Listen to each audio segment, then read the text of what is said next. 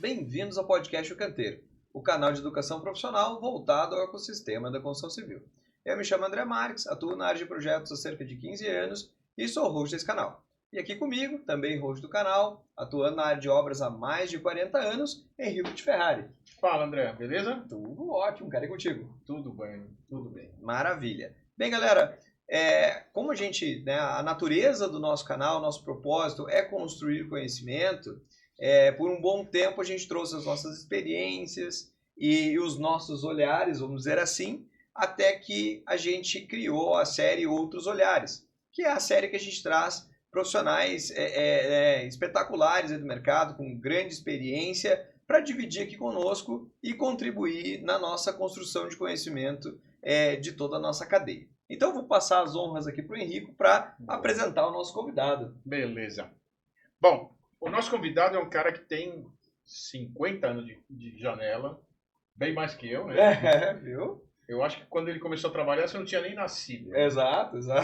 E ele já passou por projetos gigantescos e já trabalhou com muita gente, né? E essa experiência de como lidar com pessoas é fundamental aqui dentro dos nossos conceitos, né? Então, estamos trazendo alguém para falar sobre essa liderança, esse trabalho e uma pessoa de uma outra geração.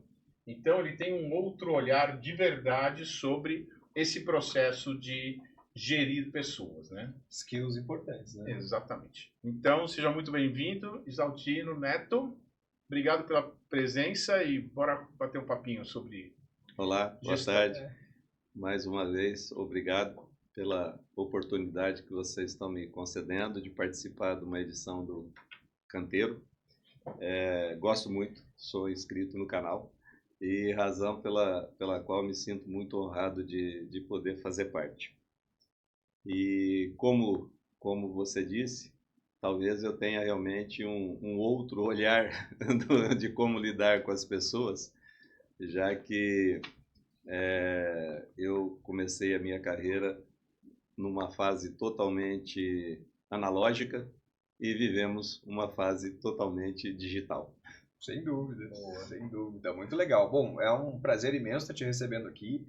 É uma honra, né, ouvir isso, né, que já nos conhecia antes desse encontro propriamente dito. Então, fico muito feliz, né, com isso tudo. E eu já queria engatar nessa conversa, falando assim, perguntando para ti como é que foi um pouco essa jornada, né, dentro da tua formação, de toda a tua carreira que tu trilhou e da gestão de pessoas em áreas completamente distintas, né, em localidades distintas, funções distintas. Então, conta um pouquinho para nós sobre isso para a gente engatar o assunto. Bom, como todo mundo, fiz a trajetória usual que um engenheiro passa, fazendo os estágios, os trabalhos como engenheiro júnior, ganhando um pouquinho mais de responsabilidades, passando a ser engenheiro pleno, depois sênior e assim sucessivamente. Uma formação de engenheiro eletricista, correto? Sim, era essa a colocação inicial. Eu comecei fazendo tudo isso dentro da área de engenharia elétrica, onde eu sou formado, e trabalhei especificamente na área de projetos e depois gerenciamento de projetos durante cerca de 15 anos. E aí, por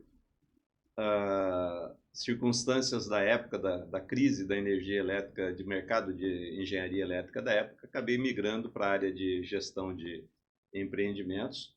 Passei por uma empresa que operava 100% em gerenciamento de projetos de toda a natureza.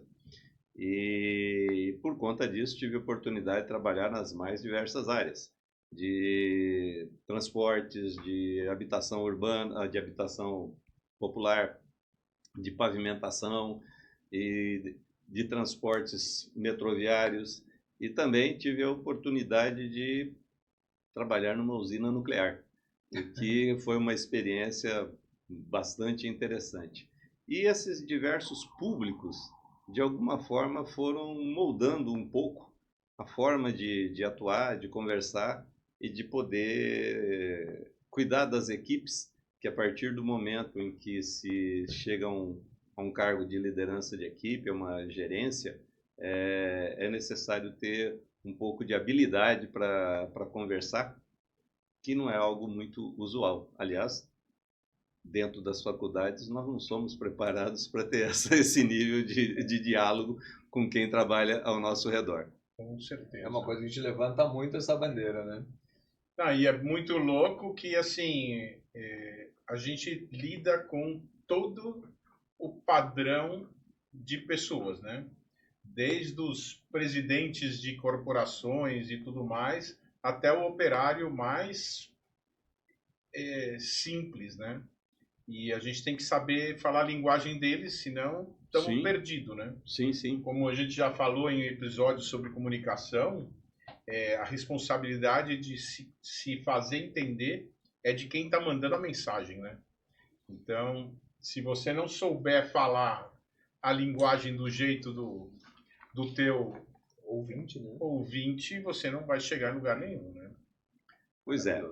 No meu caso, quando eu passei para o gerenciamento de obras, foi quando eu percebi que faltava algo.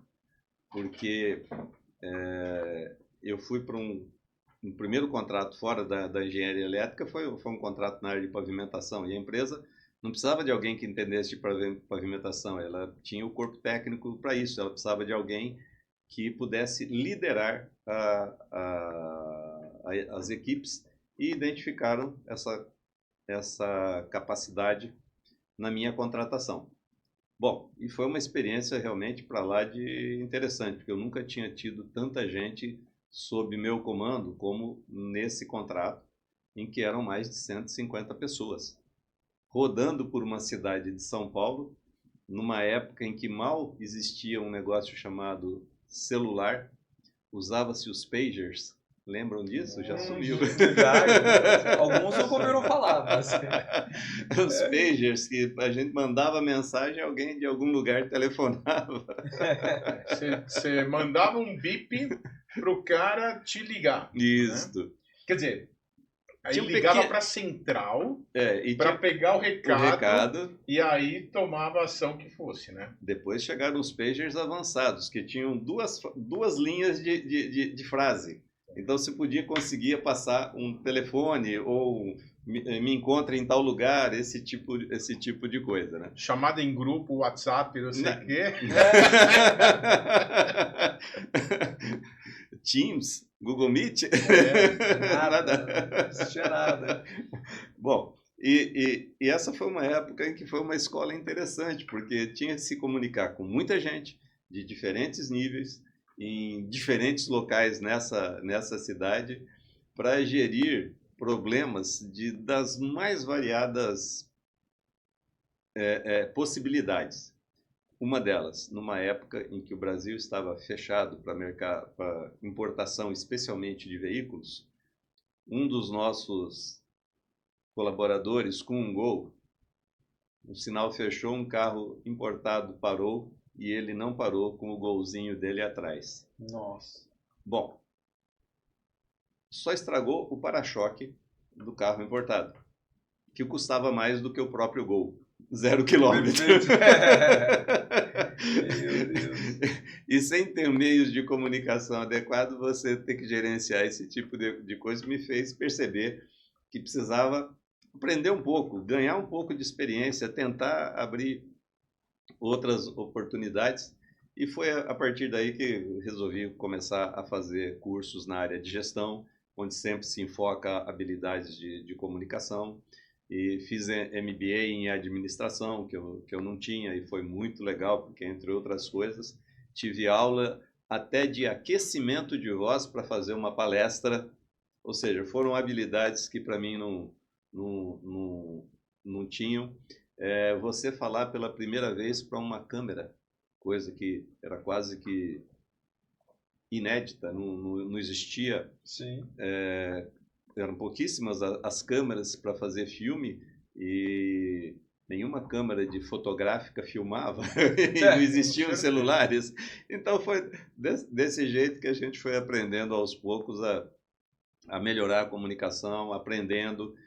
conversando com as pessoas de todo nível, tentando entender que muitas vezes algo que a pessoa está falando vai completamente contra aquilo que você pretende dizer, mas ele não está tendo a condição de entender onde você quer chegar, você precisa tentar de uma outra abordagem, e esse o principal aspecto que, para mim, é um dos fatos mais difíceis, que é lidar com o ser humano. Lidar com problemas técnicos é mais simples. Com certeza. E para isso a gente foi treinado, né? Para isso a gente foi treinado. Para lidar com seres humanos, não. Fato. Boa. Acho que é a tua agora, não? Não, é a tua. Ah, não, tudo bem. Então, com esse lance de grandes equipes, como você identificava pessoas com perfil que pudessem crescer, né? Eu entendo que um dos grandes méritos de um bom líder é preparar a liderança futura, né? É saber entender que você está lá e é um posto efêmero, né? Pois é. Isso é uma verdade. E foi uma das coisas que eu aprendi muito cedo, é que ninguém todos estamos. Excelente. Então, como dizia um ministro da cultura, né? Lá no regime militar, lembra dessa história?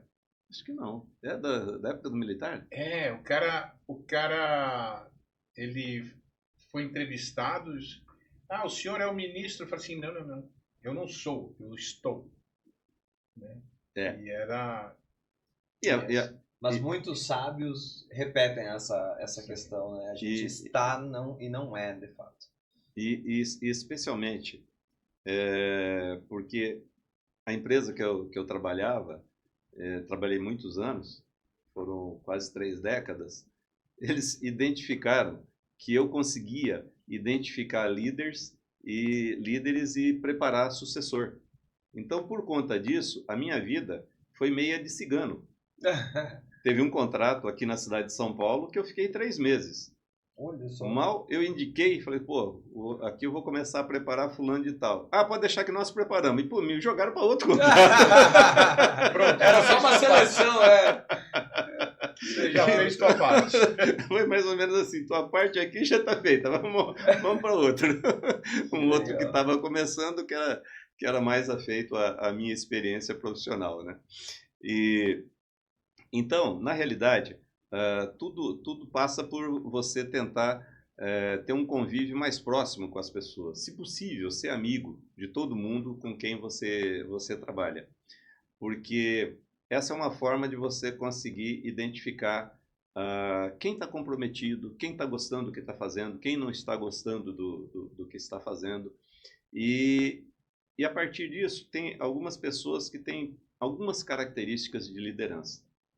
Então, citar como exemplo, num dos programas que eu trabalhei, que foi o programa de pavimentação de ruas da cidade de São Paulo, acabamos contratando 2 estagiárias e uma delas, mas despontou de cara, que era uma líder nata. Fazíamos reunião de distribuição de serviços, de prestação de contas, etc. E mais de uma vez eu precisei dizer a ela, falei assim, minha amiga, o gerente aqui sou eu, tá? Desculpa, né? Tô passando do ponto, né? Eu falei, e ela era só estagiária. Mas ela tinha essa liderança nata, como tem até hoje. E se tornou uma ótima inteligente, uma ótima líder, etc. Tal. Mas era explícito disso. Tanto é que, de brincadeira, quando faltavam alguns meses para ela terminar o curso, eu mandei confeccionar para ela uma caixinha de cartões, quase engenheira, e o nome dela. E ela guarda isso até hoje. Que legal. Olha que bacana. Eu tenho uma história parecida em casa. A minha filha mais nova, quando ela estava estagiando numa empresa, e aí quando chegou a hora de efetivar, a supervisora falou: não tem vaga para presidente aqui. Olha só. Olha, assim, de tanto que ela era proativa e reinava no negócio, né? Mas é engraçado isso, né? Como tem gente que tem um perfil Então, e aí, eu vou ser bem sincero, eu acho que tive a sorte, por todos os cantos onde passei, de ter colegas não só competentes nas suas áreas de especificidades, mas também comprometidos. Eu tive a grata satisfação de dizer que quase todo mundo com quem eu trabalhei colaborou e colaborou muito. Foram poucos as pessoas. E quando alguma pessoa não se enquadra, não está comprometido, acho que a melhor alternativa é você ter uma conversa franca e dizer o porquê que não está dando certo. Tive isso com, por exemplo, uma secretária que foi indicada por um colega de outro contrato como uma pessoa excelente, etc. Tal, e um mês depois eu tive que ter uma conversa com ela muito dura. E expliquei, para trabalhar aqui é preciso que a gente trabalhe em equipe. Não é cada um fazer o que acha, etc. Tal, e coloquei o que para aquele contrato era importante que na função dela ela desempenhasse. E essa moça chorou muito na minha frente. Olha só. Mas era necessário. E falei para ela, falei assim, eu te dou 2 meses para mudar. Se você não mudar, eu vou te substituir. 2 meses depois, com muito prazer, eu dei um aumento de salário para ela, porque se tornou uma das melhores secretárias que eu tive ao longo do tempo em que eu passei naquela empresa. Então, tem oportunidades em que você tem uma conversa franca, ajusta, né? Ajusta. Mas tem outras que não adianta. Sim. E se me permite, eu vou contar um caso aqui em que alguém abriu um processo por assédio moral na ouvidoria da empresa. E quando fui notificado disso, me disseram, ó, alguém abriu um processo de assédio moral aqui. Eu falei, só pode ter sido fulano. Foi esse mesmo. Eu falei, e ele explicou qual o assédio moral? Não, diz que você o maltrata na frente de todo mundo. Bom, que eu me lembre, eu nunca o maltratei na frente de ninguém. Eu sempre o chamei reservadamente e coloquei tudo que ele não faz adequadamente. E o assunto principal é, ele não comparece aos diálogos, que no caso, naquele contrato eram diálogos semanais de segurança. Não dá, pela dinâmica, não dava para ser diálogo diário. Fazíamos semanal. E ainda assim, ele não comparecia, alegando que ele trabalhava com orçamento, ele não precisava de nada daquilo e que ele já conhecia tudo aquilo. Olha só. Bom, com um tema de segurança extremamente delicado. Nós estamos trabalhando dentro de um canteiro de obras. Você entra e sai. Você tem um percurso para chegar lá e um percurso para voltar para sua casa. E ele foi um dos que teve vários acidentes de percurso. Olha só. Então, depois que eu dei a minha explicação, ouvi de um dos diretores lá que estava nessa conversa interna, falou assim, por que você não mandou esse cara embora ainda? Falei, porque eu estou tentando transformar esse sujeito num sujeito decentemente disciplinado para trabalhar em equipe, porque ele acha que ele é porque o cliente gosta do trabalho dele, ele acha que ele é um ponto fora da curva e que não precisa se submeter. Então, existe esse tipo de coisas também. Sem dúvida, sem dúvida. A liderança é algo, né, bem sui generis, assim, né? A gente precisa ter uma boa leitura das pessoas, uma boa empatia, uma clareza absurda. É bem complicado. E atualmente eu acho que existe um problema talvez até um pouco maior do que havia algum tempo atrás. Eu acho que as pessoas não têm mais paciência de ouvir.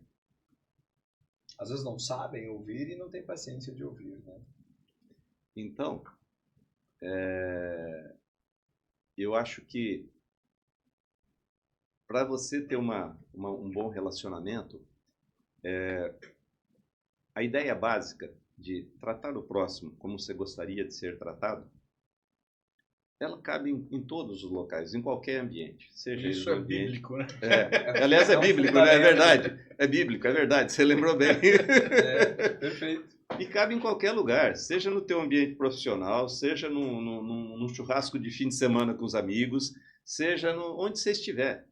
Você não menosprezar ninguém, não maltratar ninguém, é bom é, e cabe sempre. Aí,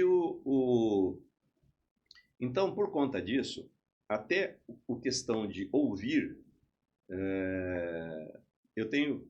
atualmente eu tenho colegas bastante jovens na empresa onde trabalho, e eu fico sempre batendo nessa teclinha. Você conversou com fulano? Você ouviu o que ele tem a dizer? Você ouviu o que ele tem a dizer? Eu fico batendo nessa teclinha e sou chato. E eu falo assim, não esqueça, eu sou de outra época, eu sou chato. E torno isso um motivo de brincadeira e dou até liberdade deles me chamarem de chato. Mas está dando efeito, está surtindo efeito. Tu quebra um gelo ali que te favorece, né? É importante. Porque eu não estou brigando, eu estou numa forma meia que divertida, dando liberdade até deles me chamarem de chato. E uma outra coisa que eu brinco muito é correção de relatórios. Eu sou chato. Por quê? É uma forma de comunicação também. E relatório, você nunca sabe quem é o público-alvo total, por onde você sabe que é o teu cliente imediato ali, quem vai analisar aquilo ali, mas por onde, em que outros níveis isso vai circular depois? Então a forma de se escrever precisa estar clara, não só do ponto de vista técnico, mas pelo menos abrir um pouco para que alguém que não seja da área consiga ter uma mínima noção daquilo. Perfeito. O documento tem que se explicar sozinho, né? Não tem que ter alguém lá apresentando, né? Pois é. E aí, para mim, essa é outra das faltas que a universidade, na área de engenharia, peca. Não dá uma formação adequada. Sem dúvida. E eu, como tive a felicidade de nascer numa cidadezinha que não havia televisão quando eu nasci, a televisão chegou lá aos 14 anos de idade, e meu pai era fissurado por leitura. Eu brincava que ele lia todos os jornais que chegavam lá em casa, era assinante de vários jornais. Eu falei, pai, você lê até a seção de falecimentos do Estadão. Eu falei assim, e leio mesmo, para ver se tem alguém conhecido da época que eu morava em São Paulo. Olha só. Então ele sempre nos forçou a ler muitos livros, sempre no padrão de cada um, de livros de literatura infantil, e depois com o tempo a biblioteca dele lá, que era imensa, né? E isso faz com que a gente aprenda a se expressar, aprenda a escrever, e principalmente, como um dos caras dizer, você é o chato da crase. Você acha crase onde não tem. Mas é uma forma de melhorar a comunicação. Sem dúvida nenhuma. A gente usa muito aqui na empresa a questão da escuta ativa. Porque às vezes o quão importante é saber escutar, né? Então eu pratico muito com os coordenadores de projeto que a gente tem, na relação deles com o cliente. Então, assim, quando o cliente falar contigo, pratica a escuta ativa. Bom, eu entendi que é isso, isso, isso, é isso. Aí o cliente às vezes fala não. Aí fala, bom, então tá tendo ruído aqui. E aí tu trabalha melhor aquilo ali. Porque só ouvir falar ok, tu tem certeza que tu ouviu o que tu entendeu que deveria ter entendido. E quando vê o ruído de comunicação, cria um abismo naquela relação que é importante, né? Pois é. E você está falando algo que deveria ser comum na área da engenharia, que quem participa de licitação sabe que se tirar dúvidas, você coloca o seu entendimento e pergunta, está correto o meu entendimento? Ou seja, é algo que todos nós deveríamos praticar, até por questão de experiência de trabalho. E mas a informação é divulgada para todo mundo, inclusive para o concorrente, né? Isso, aí na licitação é divulgado, a resposta é para todos, né? Sim. Então, é algo que deveria ser natural, mas infelizmente não é tão natural como o que vocês praticam aqui. É verdade, é verdade. E nessa linha, que conselho que tu daria para jovens líderes? Olha, coincidentemente, essa semana, eu comentei isso com o Henrico antes de nós começarmos esse episódio aqui. Coincidentemente, essa semana, um dos meus filhos, que também é engenheiro, gerente numa multinacional, ele foi convidado pela própria empresa para fazer uma apresentação para os potenciais líderes que eles têm para se tornarem gerentes também, já que ele já é um gerente sênior, da forma de liderança que ele utiliza e que tem dado muito resultado dentro da própria empresa. E eu perguntei para ele, falei assim, bom, e aí, o que você falou? Pai, eu sempre te perguntei algumas coisas, você sempre falou outras, mas basicamente vai naquilo que a gente sempre conversa. É preciso ter uma proximidade, é preciso ter estabelecer um nível de confiança com as pessoas lideradas, é preciso que a pessoa que está sendo liderada, ele pode não ser teu amigo, mas sabe que ele pode confiar em você para resolver um problema, muitas vezes profissional e muitas vezes de natureza pessoal.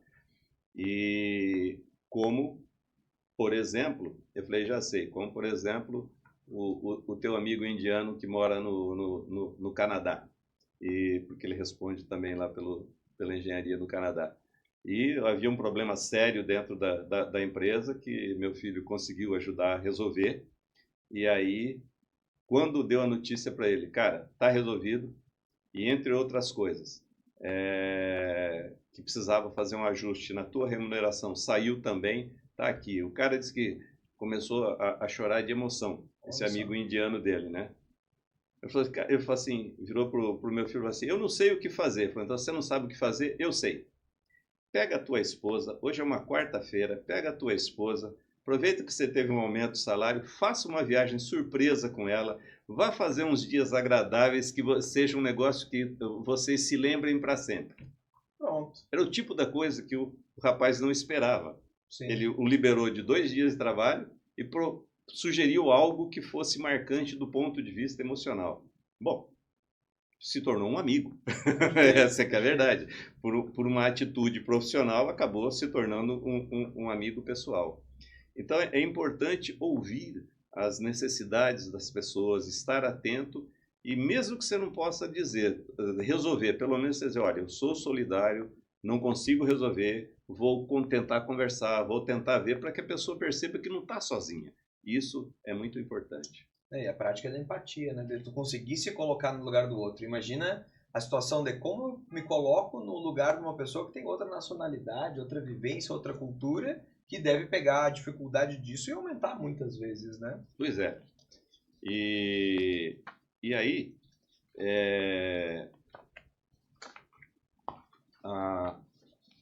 e aí volta basicamente naquilo que a gente falou, que você disse que é bíblico. A gente tem que tratar todo mundo como gostaria de ser tratado. Eu acho que esse é o ponto principal. Não esquecer disso. Muitos falam, não faça para os outros o que tu não quer que façam para ti. Isso. Quase isso, em outras palavras também. Prestar atenção nas entrelinhas, dos anseios que cada um tem. Às vezes tem alguns mais ambiciosos, outros menos ambiciosos. Alguém que quer crescer muito rapidamente, aconselhar, cara, se prepare degrau a degrau. A vida não dá saltos. Na natureza a gente não vê nada mudar abruptamente, é tudo gradativamente. E a carreira da gente tem que ser dessa maneira. É preciso ter expectativa, é preciso ter ansiedade, é preciso almejar crescer, óbvio e natural, mas gradativamente tentando se preparar sempre para o seu passo seguinte. Ouvi uma frase logo que eu me formei, que foi a seguinte: você vai se aposentar no limite imediatamente acima da tua competência. Olha só. Ou seja, enquanto você for competente, você estará crescendo. A partir do momento que você deixar de ser competente, você vai estacionar. Fora. É verdade. E é uma coisa natural, né? Uma coisa natural. Maravilhoso. Bom, ao longo dessa todos esses anos de trabalho, você deve ter trabalhado com bastante empresas e pessoas de fora, né? Essa adaptação às culturas de outras empresas e tudo mais, como é que acontece? Qual a dificuldade de trabalhar com alemães, japoneses, americanos e toda essa galera? Olha,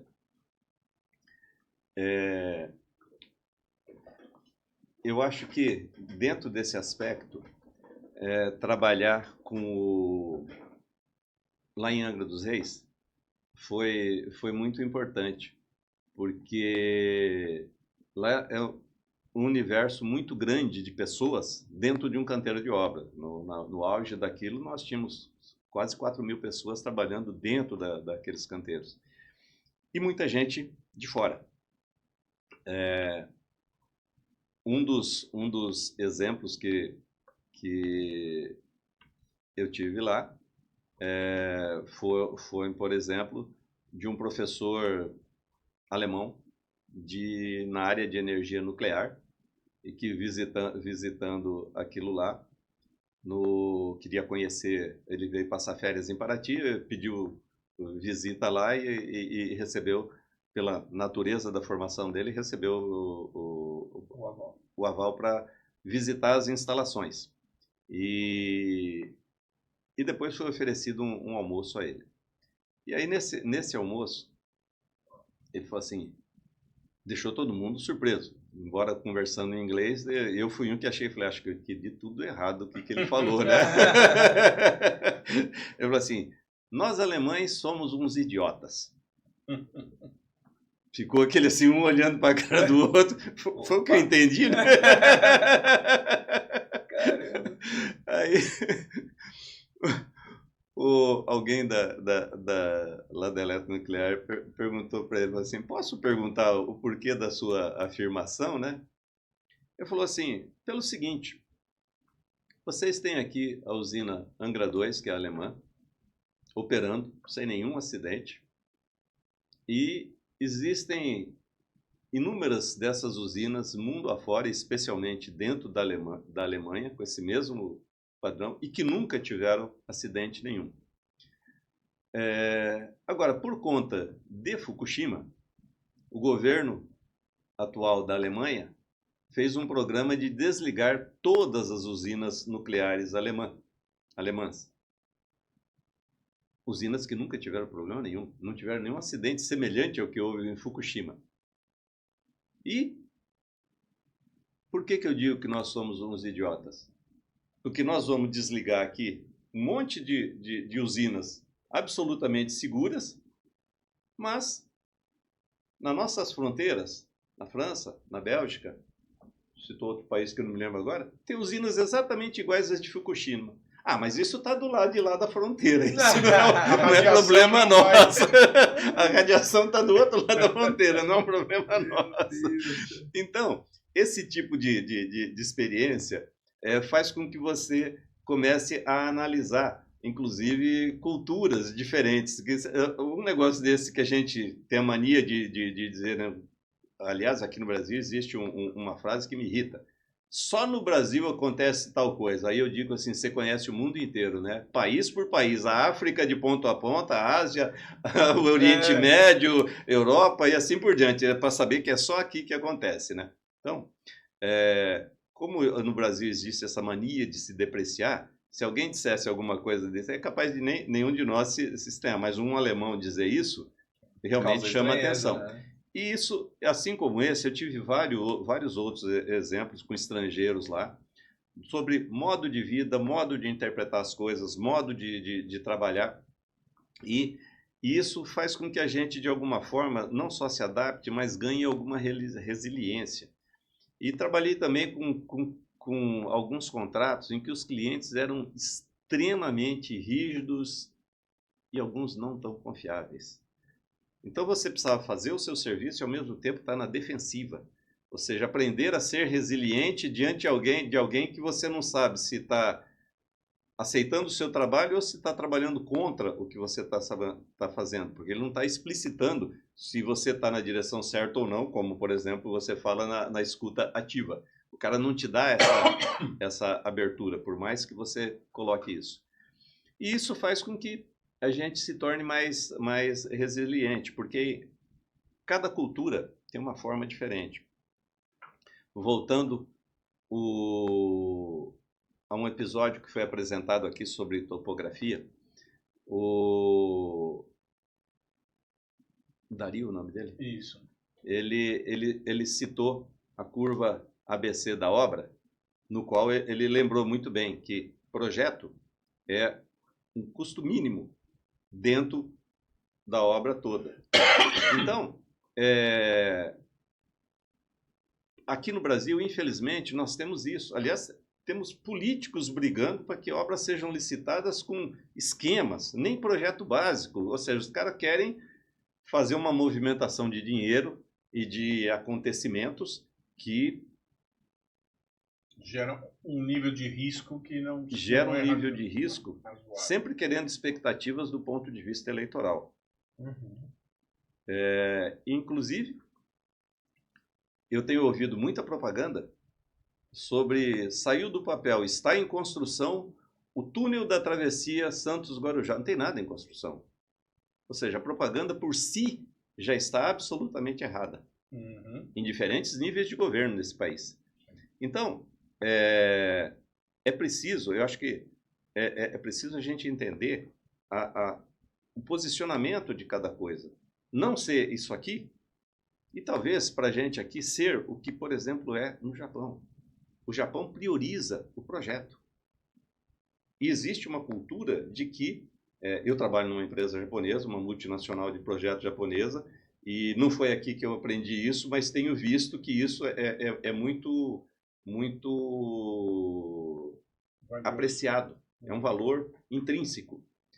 O tempo que você gasta em aprimorar um projeto, que teoricamente vai ficar mais caro, você economiza em muito na obra, porque a obra não vai perder tempo com imprevistos, não vai ter retrabalhos, não vai ter falta de alguma coisa que foi previsto, foi suposto. A obra resolve, existe muito isso aqui, assunto a ser resolvido na obra, e você não tem para comprar aquilo que foi previsto para ser resolvido na obra. Então, nem um lado nem o outro. Eu acho que... Só um gancho aqui, teve um episódio que a gente lançou recentemente que fala sobre a necessidade final do cliente, né? E que às vezes você não tem tempo, né, nesse desenvolvimento rápido de projetos, de entregar o que se deve entregar, né? Então, assim, além de você pagar mais caro, fazer a coisa provisória, no final do dia o que você está entregando não é o que é necessário, né? E muito provavelmente nem o que você gostaria de entregar. Está aquém do que a sua consciência como engenheiro está pedindo, né? Então, realmente, o desenvolver, né, deveria ser mais valorizado antes do executar, né? Pois é. E acho que por conta disso, é preciso que a gente entenda a adaptação para cada tipo de cultura, porque ninguém é dono da verdade. Toda verdade pode receber contribuições.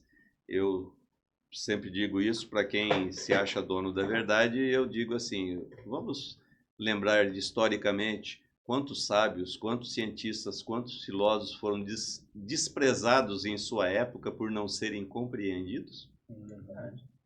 Então, Perfeito. essa é uma prova de que toda verdade nem sempre é verdade. Não, é maravilhoso. E essa reflexão sobre projetos, eu como sócio de uma empresa de projetos, a gente se questiona muito em relação a isso, né? A gente pratica preços para ser competitivo no mercado de aproximadamente 1% do custo da obra com todos os projetos. Mas na esfera predial, por exemplo, o que é muito baixo, né? Tendo em vista que na hora de tu comercializar isso, a corretagem é 6. Pois é. Então, assim, o tempo para nós pensarmos em engenharia tem que ser limitado a 1. Mas o impacto é astronômico, né? Então, isso não desmerecendo o pessoal que trabalha, comercializa, né? que comercializa, mas qual a contribuição deles e qual a contribuição de quem teve todo o trabalho de fazer a concepção para aquilo estar lá? Sem dúvida, sem dúvida. É uma restrição terrível. Nessa linha, né, falando um pouco da nossa engenharia, eu queria te perguntar como é que tu enxerga o momento atual da nossa engenharia nacional aqui no país. Principalmente para quem já tem 50 anos de carreira, né? Já viu muita coisa, 50 né? 50 anos de carreira, trabalhou com várias nacionalidades, ainda está aqui, fez parte urbana, fez engenharia nuclear, ou seja, o cara, né? Fale aí, o que tu acha, Neto? Pois é, já que você citou um dos aspectos aí que acho que é um problema atual, que há uma deficiência de engenheiros no mercado. E o que me fez lembrar de quando eu fui trabalhar em Angra dos Reis. Eu falei assim, não adianta eu publicar em meio de comunicação nenhuma. Procura-se engenheiro com experiência em usina nuclear. Não tem. Se tem alguém, está aqui dentro e está aposentado, ou é amigo dele, ou é amigo daquele. Assim. E foi dessa maneira que eu consegui montar uma equipe de quase uma centena de pessoas lá. Alguns deles, 2 deles em particular, bastante idosos, mas que contribuíram enormemente durante o tempo em que aquilo funcionou, né? E por quê? Porque eu vejo com muita preocupação o momento atual, não só por conta da deficiência que existe de engenheiros no mercado. Atualmente, se você precisa, em qualquer nível, seja um júnior, seja um pleno, seja um sênior, seja um master, dentro de uma especificidade qualquer que você precise, está difícil de encontrar. Por conta também de que está havendo uma redução das matrículas nas escolas de engenharia. Tem 2 números que eu vi publicado recentemente, num dos jornais daqui de São Paulo. Se o número era dessa ordem de grandeza. Em 2014, cerca de 300 ingressaram nas universidades de engenharia do país, cerca de 380 mil candidatos. Em 2019, 5 anos depois, 240 mil. Uma queda brutal em 5 anos. Um terço. E aí veio a pandemia. Com a pandemia, especialmente as escolas privadas perderam muitos dos seus alunos, até por conta de que muita gente ficou sem renda para manter seus próprios cursos nas escolas privadas. As escolas públicas não perderam tanta gente, mas daí veio também o ensino à distância, que meio que se popularizou. E para algumas atividades, não é possível ter curso à distância. Vocês lembram os laboratórios que vocês tiveram que ter na faculdade? Sim. Eu tive inúmeros, alguns até com um acidente. Então, foi um acidente sério. Ensaio de partida de um motor de corrente contínua. E aí, o pico de tensão, o pico de corrente que esse motor exige é muito grande. E por conta disso, você precisa ter um reostato, que se chamava, ou seja, uma resistência variável, que você coloca uma resistência máxima, vai gradativamente diminuindo a resistência, gradativamente vai circulando e ele vai gradativamente ganhando velocidade, porque se você ligar de uma vez, nesse arranque, ele vai causar um incêndio. E alguém esqueceu de botar na posição certa? Não, eu peguei a apostila. Eu fui o primeiro a chegar no laboratório aquele dia, foi mera coincidência. Professor, dá para liberar a apostila que eu já vou montando aqui, quando a nossa equipe chegar já está tudo montado? Ele liberou a apostila e eu fui montando. Quando cheguei lá, aí já tinha chegado mais gente, né? Eu fiz a abordagem errada. Professor, tem um erro aqui nessa apostila. Aluno sempre se acha esperto, né? Faz do jeito que está aí. Falei, por conta e risco seu. Aí veio a minha irresponsabilidade. Sim. Porque a apostila colocava como resistência máxima no 0 e resistência mínima no 1. Intuitivamente é o contrário. Dá a impressão que a resistência máxima zerar, na hora que zerar, zerou, né? Eu falei, por conta e risco seu. Pessoal, se afasta. Liguei. Pum! Pegou fogo. Caramba. O que você fez aí? O que você mandou? Aí parou e falou, o pessoal saiu digitado errado. Mas começou por uma abordagem minha. Afinal, ele é meu mestre. Eu não devia ter um erro. Professor, será que isso aqui não deveria ser ao contrário? Eu estou entendendo correto? Deveria ter feito o que você acabou de ensinar. Em meu entendimento é que isso aqui... Deveria ter sido essa abordagem, mas eu não tinha essa formação. Então, sim. E aí, por conta disso tudo, essa redução de formação, Existe também, nesse mesmo artigo que eu li recentemente sobre essa quantidade menor de engenheiros que está se formando no país, já se identificou uma associação muito deficitária na área de matemática. E as pessoas olham para a matemática e olham para a física e acham que estão vendo dois monstros. E na realidade, nem sempre é assim. Conversando um dia com uma cardiologista, ela falou assim, rapaz, eu olhava para esses negócios aqui e achava isso aqui um negócio que eu nunca conseguiria entender. Ele falou assim, aí alguém me indicou um livro do professor Dr. Enéas, aquele que foi candidato a várias coisas aí, tinha aquela propaganda que ficava como chiclete na cabeça de todo mundo. Sim. Ele falou assim, e ele explicou isso de uma forma tão didática que eu falei assim, é isto? São só contatos elétricos que eu preciso prestar atenção?